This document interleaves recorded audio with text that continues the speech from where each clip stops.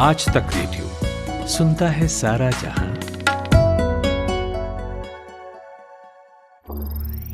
ज्ञान ध्यान।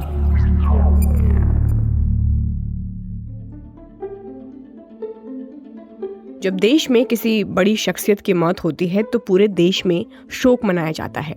आपने राजकीय शोक और राष्ट्रीय शोक का नाम तो सुना ही होगा। अभी हाल ही में पंजाब के पूर्व मुख्यमंत्री और शिरोमणि अकाली दल के संरक्षक प्रकाश सिंह बादल का 25 अप्रैल की रात निधन हो गया। मोहाली के फोर्टिस हॉस्पिटल में उन्होंने आखिरी सांस ली।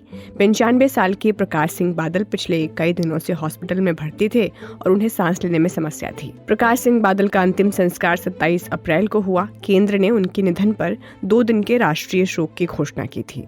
अब चूंकि हर शख्सियत का पद अलग अलग होता है तो उसी हिसाब से शोक भी अलग तरीके से मनाया जाता है। तो आज के ज्ञान ध्यान में हम आपको समझाएंगे कि राष्ट्रीय शोक क्या होता है, किसके लिए होता है और इसकी घोषणा कब की जाती है, कौन करता है। नमस्कार, मैं हूं खुशबू कुमार और आप सुन रहे हैं ज्ञान ध्यान।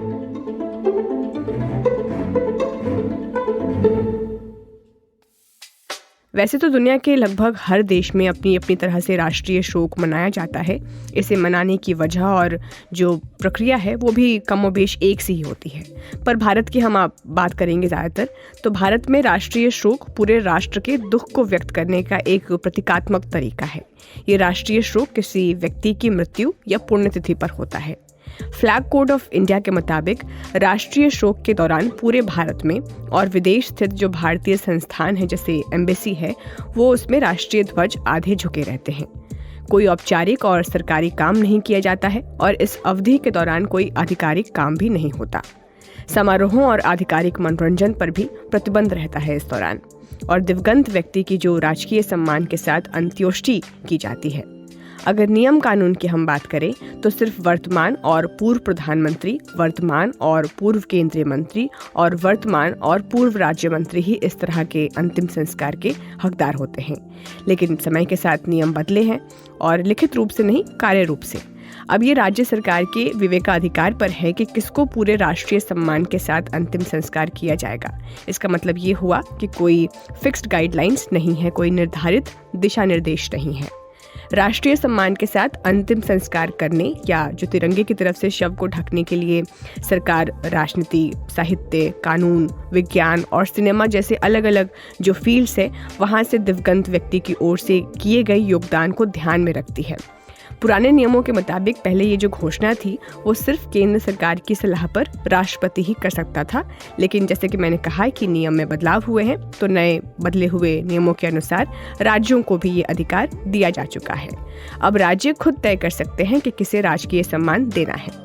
कई बार राज्य और केंद्र सरकार अलग अलग राजकीय शोक भी घोषित कर सकते हैं। जैसे पूर्व प्रधानमंत्री अटल बिहारी वाजपेयी के निधन पर केंद्र और राज्य सरकारों ने अलग अलग घोषणाएं की थी। उनके निधन पर दिल्ली, मध्य प्रदेश, राजस्थान, हरियाणा और बिहार में 1 दिन का सार्वजनिक अवकाश और 7 दिन का राजकीय शोक घोषित किया गया था। वहीं गोवा के मुख्यमंत्री मनोहर पारिकर के निधन पर राष्ट्रीय शोक 1 दिन का था, लेकिन गोवा में 7 दिन का राजकीय शोक घोषित किया गया है। अब इसके लिए जो संबंधित राज्य का मुख्यमंत्री है वो अपने वरिष्ठ कैबिनेट सहयोगियों के परामर्श के बाद फैसला लेता है। जब फैसला ले लिया जाता है तो उसके बाद डिप्टी कमिश्नर, पुलिस आयुक्त और पुलिस अधीक्षक सहित जो वरिष्ठ पुलिस अधिकारी हैं उनको ये इन्फॉर्म किया जाता है, जिससे कि राजकीय अंतिम संस्कार के लिए जो सारी व्यवस्थाएं हैं वो हो सके। राजकीय सम्मान के साथ अब क्या होता है कि अंत्योष्टि के दौरान पार्थिव शरीर को तिरंगे में लपेटा जाता है। दिवंगत हस्ती को पूर्ण सैन्य सम्मान दिया जाता है। इसमें मिलिट्री बैंड की तरफ से शोक संगीत बजाना और इसके बाद बंदूकों की सलामी देना वगैरह शामिल है।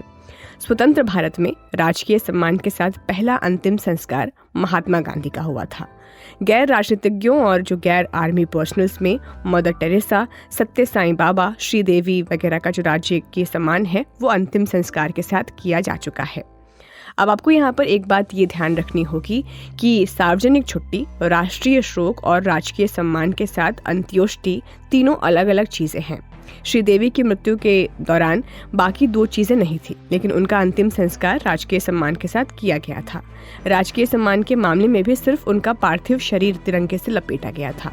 अब हम बाकी देशों की अगर बात करें तो कई देशों में राष्ट्रीय ध्वज को झुकाने का रिवाज है। इनमें अमेरिका है, Britain, Australia, Bangladesh, Brazil, Canada, चीन, Denmark, Finland, France, Germany, Hong Kong, Iran, Ireland, Israel, Indonesia, Japan, Malaysia, Malta, Netherlands, New Zealand, उत्तरी साइप्रस, पाकिस्तान, फिलीपींस, रूस, सऊदी अरब जैसे जो देश हैं वो शामिल हैं।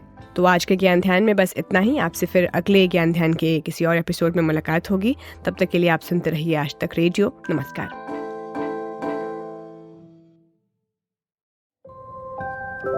कहानियों का मौसम लौट आया है। किरदार जिनमें सांस ले रहे हैं हमारी रोजमर्रा की जिंदगी के एहसास। किसी आंख से टपका एक खामोश आंसू, किसी जबान पर आते आते रुक गई कोई बात, किसी की दबी हुई शरारती हंसी, किसी की मोहब्बत भरी एक नजर। हर एहसास में ढूंढिए खुद को, क्योंकि ये है story box. Story box with Jamshed Qamar Siddiqui. सुनिए आज तक रेडियो, स्पॉटिफाई, जियो सावन और एप्पल पॉडकास्ट जैसे सभी ऑडियो प्लेटफॉर्म्स पर।